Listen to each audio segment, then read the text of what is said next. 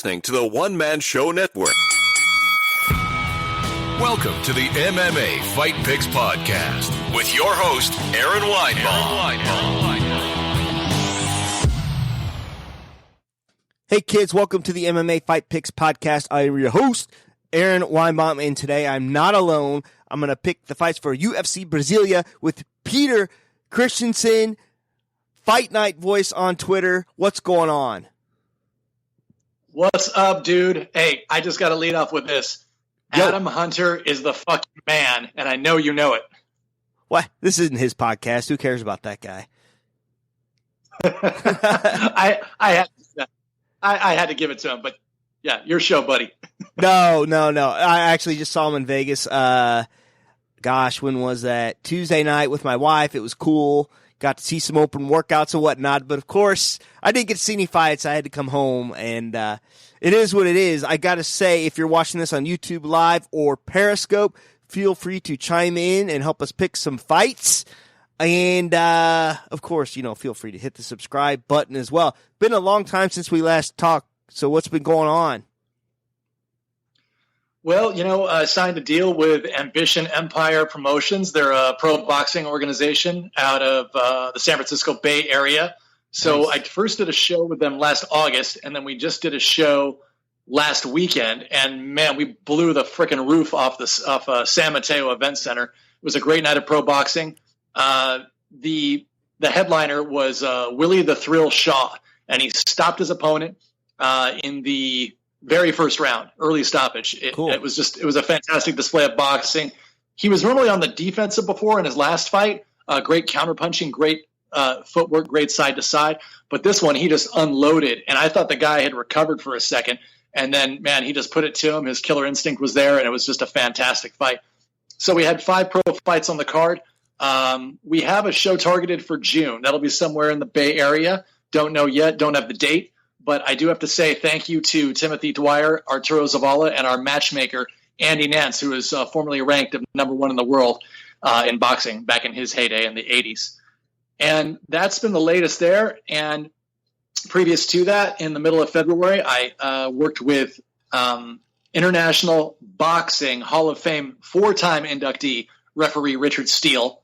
I hosted the first annual Richard Steele Classic at his gym in North Las Vegas, Nevada.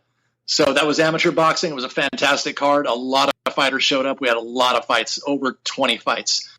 Wow. And then the latest thing I just did, I just finalized the deal today. I'm going to MC for powerlifting for USPA. That's United States Powerlifting Association at Metroflex Long Beach. So it's the Metroflex Classic. That is May 16th and 17th, Long Beach, California. So that'll be a great day of powerlifting. So those are all some of the latest things, along with recently moving to Los Angeles, back to my hometown. So a lot of wonderful, exciting things happening, as you can see. All right, so I want you to use your announcing chops. I want you to announce me, Aaron Weinbaum. Let's say I'm a welterweight today. The Missouri Mauler come to the ring. How would you do that? Let's see. Oh, okay. he's got You put me on the drink of the spot, water. but for you, I'm happy to do it. All right. Wait, what city in Missouri are we saying? Let's say Rolla, Missouri. Rolla, Rolla. Okay, Aaron, the Mauler Weinbaum? The Missouri Mauler, Aaron Weinbaum. Come on, let's get it right now. You're now. Okay. This is my livelihood. Ladies and gentlemen, please. Oh, let me go over again. Ladies and gentlemen, please welcome Aaron the Mauler Weinbaum. That's good. I'll take it, man. You got the chops. Beautiful. All right. Let's say we get down to business and pick some fights. This is UFC Fight Night Kevin Lee versus Charles Oliveira, taking place at the, oh my gosh, I'm not going to get this right, Gnacio Nelson in Brasilia, Brazil. How about that? That is a lot. That is a tongue twister. But first up, some exciting flyweights. All of a sudden, the flyweight division is interesting again. We got Jussier Formiga, Brandon Moreno. Formiga just recently lost to Joseph Benavides, which guaranteed him the title shot, the ill-fated, rather, title shot against Figueiredo. Before that, he's got wins over Figueiredo, Sergio Pettis, Ben Nagayan, So definitely a lot on his. Now, one of my favorites here, Brandon Moreno. He's had some exciting fights. He just beat. Wow, he's just fought in December. I guess that's not too far off now. It's March now, so it is a little further off than I thought. Kai Kara-France beat Maciel Perez, and then he had a skid here against Alexandra Pantoja and Sergio Pettis. So Sergio Pettis is not their friend, it looks like, except for Juicier could beat him. Brandon cannot. So what are you thinking on this one? Right. Say that again for me. Sergio Pettis against what was the opponent? One more time. No. It's we're picking Brandon Moreno, Francisco. I'm sorry, Brandon Moreno, Juicier Formiga.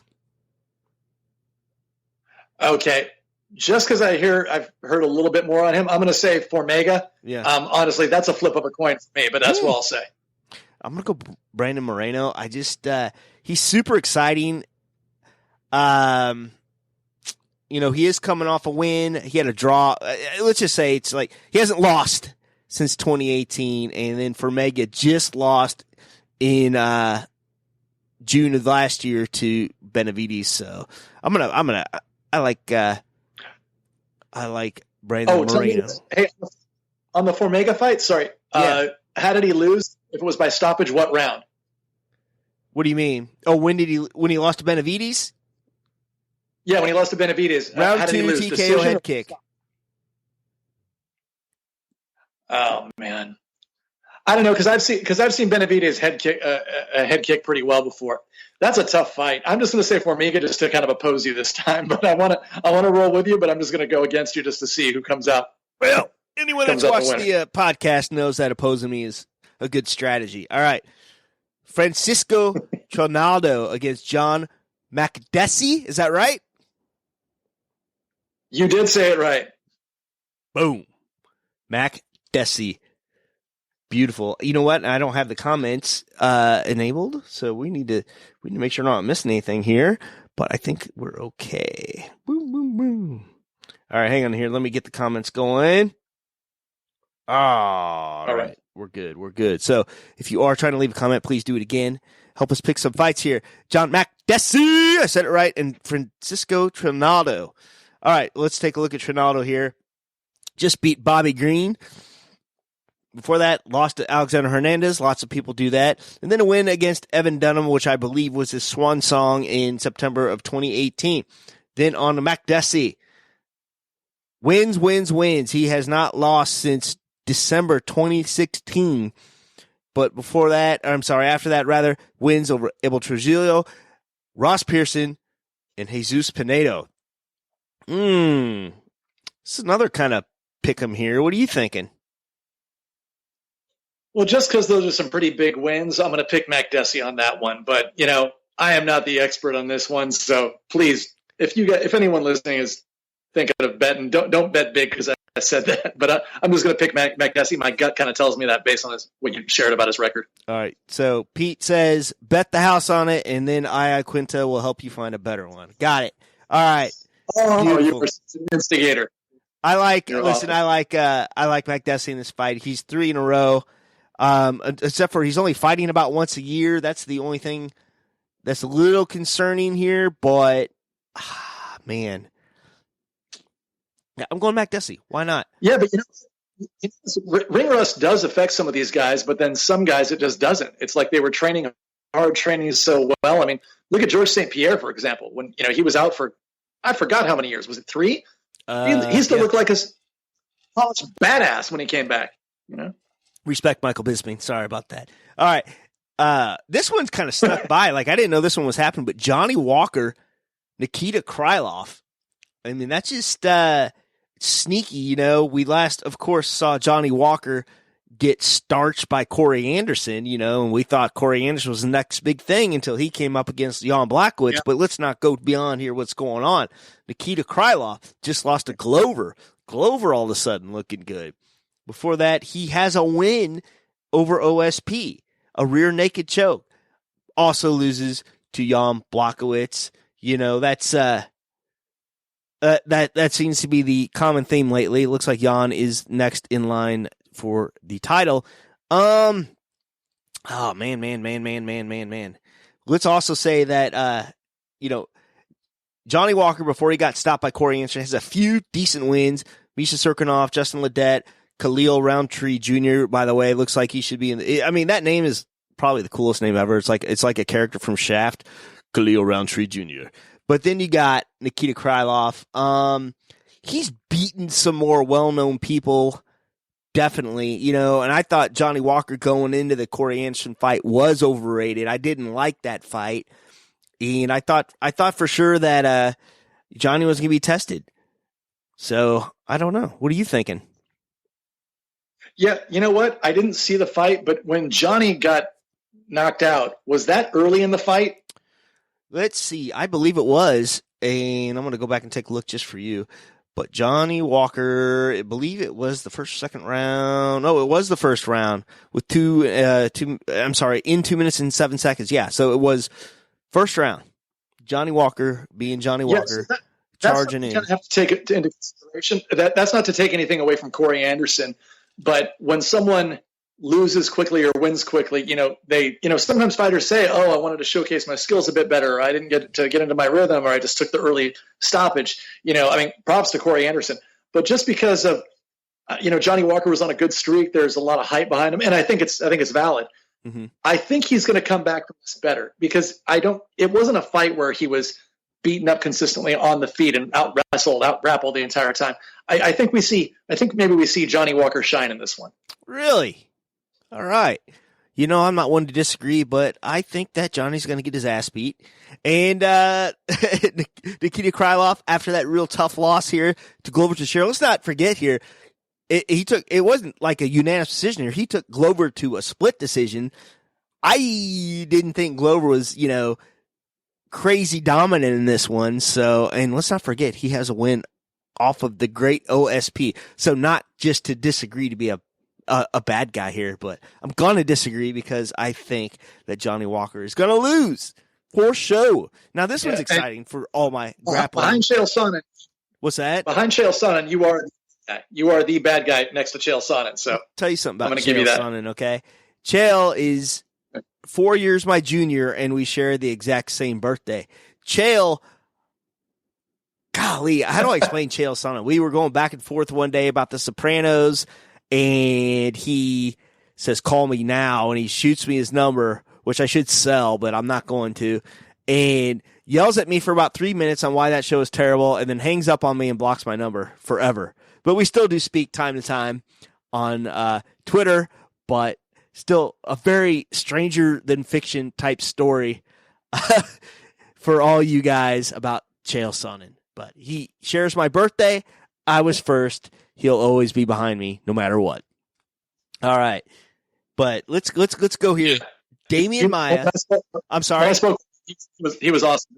I was just saying, when I spoke with Chael, he was awesome. He still did not break character when I referenced certain jokes he told. He was still playing the role. He did it very well. He was very gracious with his time. Good guy, but yeah, he is out there. But that's what sells, and fair play to him. Chael's all good, man, and it's all jokes. I like Chael. All right, let's take a look here. Demian Maia on a tear. All of a sudden, 3 fights he wins in a row. Retires Ben Askren. Ugh, that hurts me. Fellow Missouri guy, fellow Mizzou guy, Yeah. Anthony Rocco Martin beats him in a decision, and he submits Lyman Good. So let's take a look at Gilbert Burns, man. Been around a while. All these wins. He hasn't lost since 2018 against Dan Hooker. Guess what? Everyone loses Dan Hooker these days. Now he's coming up. He's coming up to welterweight here. He just beat the Canadian Gangster. No, I'm sorry, that's not the Canadian Gangster. My bad. Oliver Ben Mercier, Mike Davis, Alexei Kunchenko. But here's what's important. He just beat Gunnar Nelson. Gunnar Nelson, who is a grappler. If you want to do MMA math, Gunnar Nelson has also lost to Demian Maia. So this is going to be interesting. So I think Gilbert coming up, this is going to be his second fight, I believe. No, his third fight in his return to welterweight, taking on the great Demian Maia. I think he could make it interesting. What are you thinking? So tell me this, because I don't know enough about Gilbert, but how is his wrestling and his striking game? So Gilbert, he's the brother of Herbert Burns. I did not know that. Interesting. He is a jiu-jitsu practitioner, so definitely that is his world. He won the silver medal at the World Jiu-Jitsu Championship in 2009 rather. And yeah, he competes worldwide to this day. So definitely a jiu-jitsu guy going against probably the best jiu-jitsu guy in MMA. Yeah, because of what you're saying, Demian Maia's his striking has improved tremendously. Obviously, that was not his strong suit, but because of just where he is level wise of jiu-jitsu, I just have to say Demian Maia is probably going to win that match. But you know what? Look, we've been wrong before, but I would give the slight edge to Demian Maia. Mind you, he's not one of the younger fighters anymore. But that being said, I think if it's going to be a jiu-jitsu match, like it sounds like it could be, I'm going to pick Maia. Yeah, I'm not going to disagree with you here. It could be one of those weird deals where their jiu-jitsu cancels each other out, and it's like the worst stand-up fight ever. And we'll see. But you know what? Go ahead. Oh, no, I was just saying it happens. You're right. It does. But Maia does do some things decently on the feet.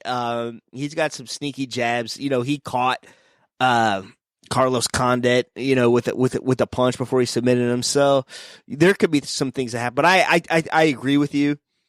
I think for sure that he will probably win this fight. All right, Kevin Lee, Charles Oliveira. Before we get into this here, Kevin Lee was on a skid. Of course, he loses to the great Al Iaquinta.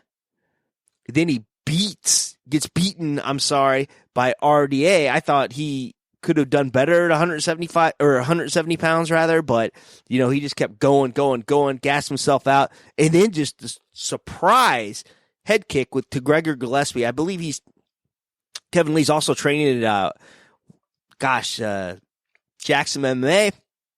But here's the thing. He did make weight, obviously, and it didn't look like he struggled to make weight. He is traveling. He is traveling to Brazil to fight Charles Oliveira. Charles Oliveira, this is his home. Charles Oliveira, who's not lost since 2018, okay? Wins over Clay Guida, Christos Giagos, Jim Miller, David Tamer, Nick Lentz, and Jared Flash Gordon. So, I don't know. What are you thinking? So Oliveira, am I correct that he actually likes to strike a little bit more than anything else? No, you are not correct. He is a grappling machine. He can strike, though. He just had, Yeah, he can strike. He did just KO Jared Gordon, which was a bit surprising. Before that, he did KO Nick Lentz, but he is jiu-jitsu. Oh, sorry. Oh, yeah. I'm getting fighters mixed up again. Yeah. By the way, I forgot because Kevin Lee was having struggles. Obviously when he fought Al Iaquinta and others, he couldn't make he did make lightweight. He had difficulty. Is this at welterweight? No, this is at lightweight because Charles Oliveira, don't forget, he fought at featherweight for a bit. He could never make the weight, and now he is at lightweight. Now, my prediction is this. Yeah, I'm going to make a bold prediction. That's why I got Oliveira mixed up, because I thought this was going to be at welterweight, because I thought that's where Kevin Lee went to. Okay, so he's sticking at lightweight. Yeah, he came back to lightweight to fight Gregor Gillespie and head kick. Yeah, Kevin's going to have to really tighten it up to make that weight. I'm hoping it's not that much a struggle for him. I'm hoping he's healthy. I'm hoping he's hydrated. Then Oliveira isn't going to have to cut all that weight. But Kevin is going to be the bigger, stronger guy. You know what I think? I think Kevin, he's got such fantastic wrestling, and his striking has really improved. I mean, man, when I saw him fight, I forget who he got the rear naked choke on. I'm blanking on it. But the guy where he protested because he thought Mario Yamasaki Mike Chiesa. stopped it too soon.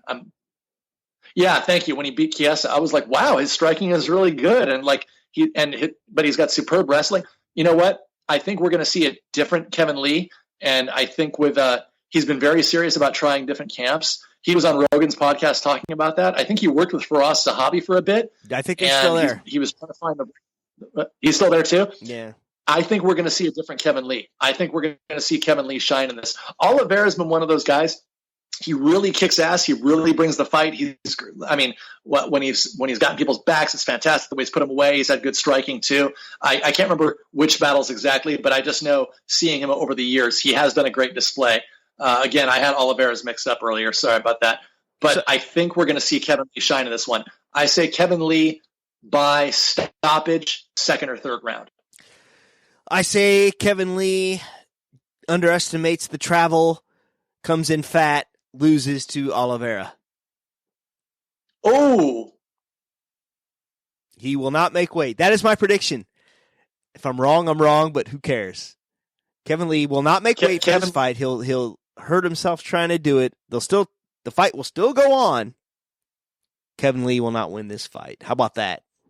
Okay, let me ask. So if Kevin Lee wins this, will you eat your words? I mean, as long as it's like an ice cream sundae, yeah, I'll eat my words, sure.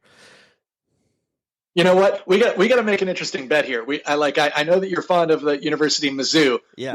If you're incorrect on your prediction, I'm from Los Angeles, so I think that we have to see you wear a UCLA T-shirt and set that as your profile pic on all social media for 1 week if you're wrong. One of the biggest – I won't do that, by the way. But one of the biggest upsets of all time was I believe it was 1993. It was right before March Madness, and UCLA came out and beat Mizzou. Yeah, I believe it was – oh gosh, I wish I remembered this game now. I remember the player even. I can't remember his name. But dang, UCLA broke my heart back in 93. How about that? That's why I want you to wear the shirt. Yeah, if you're wrong. No way. No. But I mean, they do sell them for a quarter down at the corner, so, Anyway. Oh, really? No. I think they use some Mizzou T-shirts as rags to clean up the gym here in Los Angeles. Ouch. That's just what I heard. Ouch. All right, man. I think we did it. I think we picked some fights. Before we leave, where can we find you? Yes, I think, you highlighted it very well. Fight Night Voice. That's where you can find me on Twitter and on Instagram. It's Peter Christensen. And I just want to thank everyone for the support. Thank you always for having me on your show. Yeah. And by the way, something I'm branching out into, it hasn't been done yet. So, it's just like fighters want to talk in the cage. I want to do my talking on stage, but I'm working on writing stand-up comedy. Adam Hunter has actually served as an inspiration and with some advice, and so has Nabil the Extremist, both fantastic comics in Los Angeles. And there was a tweet I sent out. I don't know if you saw this because it was my pinned tweet for a while. And you're aware of Brendan Schaub doing stand-up comedy, correct? I'm aware of him attempting to do stand-up comedy, yes. Yes, attempting. So the tweet that I sent out that I didn't catch too much flack for it, but I think more people enjoyed it than not. And this is not a knock against Schaub personally. It's part of the game. We're doing comedy. He's still a good guy, I'm sure. I haven't had the pleasure of meeting him. But what I stated was after he had that special on Showtime, it was called Brendan Schaub, Would You Believe? And I wrote something to the effect of, Brendan Schaub showed us for years in the UFC that his stand-up is weak. And now Showtime has given him the opportunity to prove the same thing to an entirely new audience. All right. Nice. Thanks shot, buddy. All right, man. I'm going to end it on this note. So thanks again for coming on, and we'll have to do it again one of these days. Maybe not on a one-day notice. We'll get it planned out a little better next time. How you feel about that? Oh, yeah, that'd be great. Oh, by the way, Aaron, one more thing. May I plug a show for my friend in Las Vegas? Sure. Yeah. For Tough Enough. It's one of the top amateur MMA promotions in the nation, if not the world. Tough Enough based in Las Vegas. It's going down this Saturday night at Orleans Hotel and Casino in Las Vegas. And I want to say thank you to Jeff Meyer for all the support, and thank you for having me as his guest last month at the fights. Not sure if I will be there for this one, but I just wanted to plug his show and say he delivers a fantastic product. So thank you very much, Jeff Meyer and Tough Enough. But also, I do have to say thank you, Ambition Empire Promotions. Thank you, Tim Dwyer, Arturo Zavala, and matchmaker Andy Nance as well. And one more thing, I do have to say eternal thanks to wonderful world-class ring announcer, Mr. Sonny Franco. So he is the reason I've been able to move so far so quickly in this business. And without him, I would not be where I am. All right, man. Well, on that note, we're going to end it. I'll see you around. And until next time, it's MMA Fight Picks Podcast. Shalom. Thank you, Aaron. Thank you. Please remember to support the podcast by visiting the affiliate links on AaronSaysWhat.com.